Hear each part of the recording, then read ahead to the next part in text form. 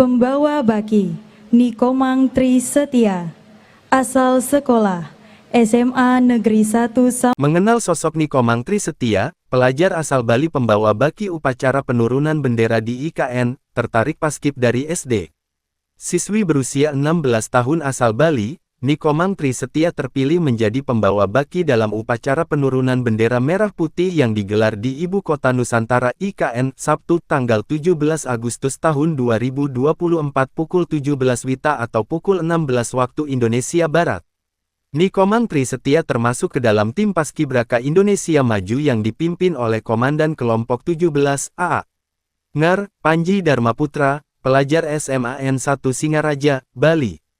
Dia memiliki keinginan untuk menjadi anggota pasukan pengibar bendera pusaka Paskibraka sejak duduk di sekolah dasar SD. Impian tersebut akhirnya tercapai bahkan berhasil menembus ke